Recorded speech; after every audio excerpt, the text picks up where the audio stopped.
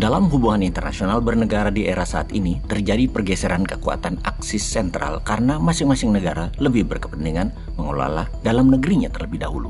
Every country for their own. Semenjak COVID dan perang di Ukraina, setiap negara jadi fokus urusin negara sendiri-sendiri. Keputusan banyak negara, decoupling, memisahkan diri, meninggalkan hegemoni Barat menjadi semakin nyata. Kita semua tahu, hegemoni Barat di bawah Amerika memaksa dunia secara global bersatu di bawah dolar, ekonomi Barat, dan aturan Barat. New World Order itu adalah ikut aturannya Amerika dan sekutu Barat yang dibungkus dengan kebijakan lembaga multilateral seperti PBB, IMF, World Bank, perusahaan swasta multinasional atau VOC-nya modern milik Amerika dan Barat, dan lain sebagainya. Namun perlahan dunia bergeser. Perlahan dunia sadar bahwa ternyata yang untung hanya hegemoni Barat. Salah satunya mereka membangun aliansi kekuatan ekonomi. Ada 5 negara yang tumbuh cepat mereka bergabung dalam BRIC, yaitu negara Brazil, Rusia, India, China, South Africa, yaitu semua disingkat menjadi BRIC. Diperkuat dengan kunjungan Presiden Afrika Selatan Cyril Ramaphosa ke Saudi Arabia kemarin, yang mana dia, Ramaphosa, mendeklarasi satu hal yang sangat mengejutkan dunia.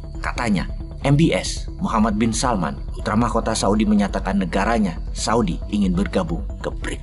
BRIC dibangun memang untuk melawan hegemoni Barat dalam bidang global ekonomi dan geopolitik kawasan. Perdagangan antara negara BRIC hanya 5% pakai dolar, sisanya pakai mata uang masing-masing. Sungguh kekuatan penggembosan dolar yang dahsyat dalam 10 tahun terakhir ini oleh BRIC. Lalu, apa yang terjadi kalau Saudi Arabia jadi bergabung dengan BRIC? Ada baiknya Indonesia bergabung dengan BRIC karena faktor terpenting negara Indonesia adalah ketahanan energi, terutama minyak bumi. Indonesia bisa bayar pakai rial dan rupiah ke Saudi. Kembali ke Saudi. Saudi melawan Amerika dalam 1 bulan ini sudah 2 kali dan akan jadi 3 kali dengan tidak akan hadirnya Saudi dalam Investor Summit di Amerika akhir bulan ini, yang mana Investor Summit merupakan undangan resmi pemerintah Amerika. Saudi tidak datang, tidak kirim delegasi, tidak invest. Saudi agaknya sudah geram dengan Amerika. Saudi pertama melawan Amerika dengan tidak menuruti saran Biden adalah dalam strategi OPEC diperintahkan untuk menaikkan produksi agar harga minyak dunia turun. Namun Saudi melakukan sebaliknya dengan OPEC. Produksinya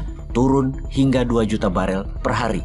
Amerika sesungguhnya ingin OPEC meningkatkan produksi adalah bentuk otoritariannya Amerika. Tapi OPEC Plus dengan berani menantang, malah turunkan produksi yang membuat harga minyak bumi naik. Kemudian MBS membuat Amerika harus bayar 0,20 dolar lebih mahal dari harga umum. Wapok kon Amerika. Kemudian yang kedua, Saudi menyatakan berminat akan gabung dengan BRIC yang akan mengadakan summit di pertemuan tingkat tinggi negara-negara BRIC di Afrika Selatan tahun depan. Saudi melamar bergabung untuk menjadi anggota ke-6.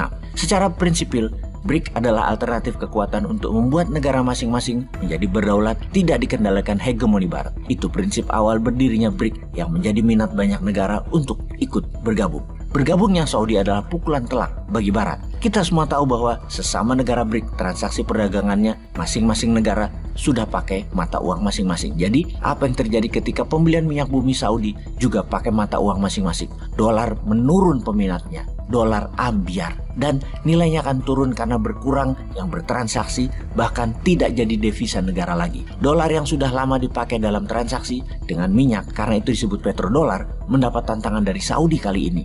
Karena strategi ingin menguatkan rial, jadi mata uang kuat dunia adalah membeli minyak pakai rial, bukan pakai dolar. Saudi dalam grand plan arah bernegaranya Saudi 2030 memang akan melakukan banyak perubahan. Pertama, menjadikan Saudi property country melayani tamu Allah sampai akhir zaman. Kemudian membangun kekuatan militer terkuat di kawasan.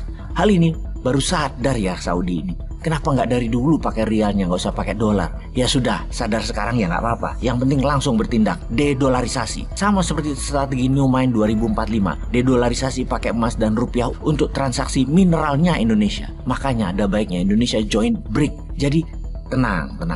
Kalau Opung dan teman-teman di atas sibuk jalan-jalan joget-joget di sosmed, agaknya nggak nyandak mereka begini-beginian itu. Sudahlah, nanti kita di tahun 2024 yang pegang New Mind kok. Tenang semuanya ya, kita mainkan dunia sebagai pemeran utama setelah tahun 2024 itu. Bukan seperti sekarang Indonesia hanya jadi bolo dupaan di drama wayang orang yang keluarnya jam 1 malam, biar penonton nggak ngantuk bareng Punokawan. Sebagai bolo dupaan, ya bolo untuk didupak-dupak, ditendang-tendang, digelundung-gelundung tok kerjanya. Ampun deh.